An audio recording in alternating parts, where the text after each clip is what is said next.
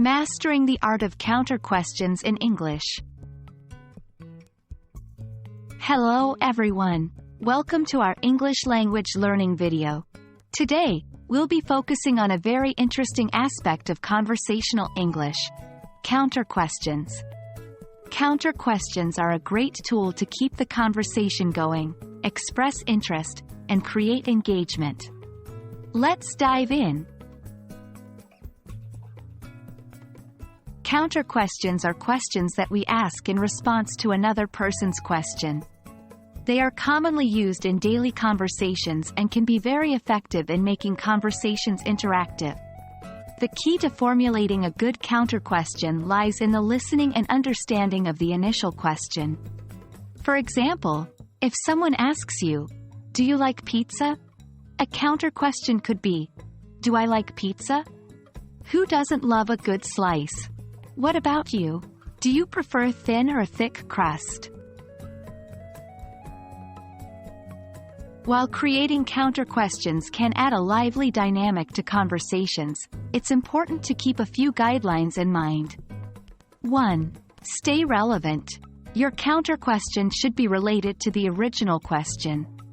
It shows that you're engaged in the conversation and respects the other person's topic. 2. Keep it open-ended. Whenever possible, avoid questions that can be answered with just a yes or no. Open-ended questions stimulate conversation. 3. Consider the context. The counter question should be suitable for the context. For example, in a formal setting, your questions should maintain a certain level of formality. Now, let's get some practice. Here's an activity for you to do at home. Write down a list of 10 questions on a sheet of paper. Next to each question, write down a possible counter question. Share your questions and counter questions with a friend or family member and ask for feedback. Remember, practice is key when it comes to learning a new language skill, so don't be discouraged if your first attempts aren't perfect.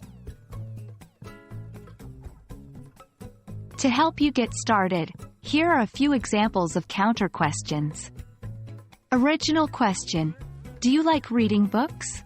Counter question: Yes, I love reading. Have you read any good books lately? Original question: Where are you from? Counter question: I'm from New York. And you? Have you always lived in your current city? Remember, the goal of a counter question is to keep the conversation going and make it more engaging. And that's a wrap.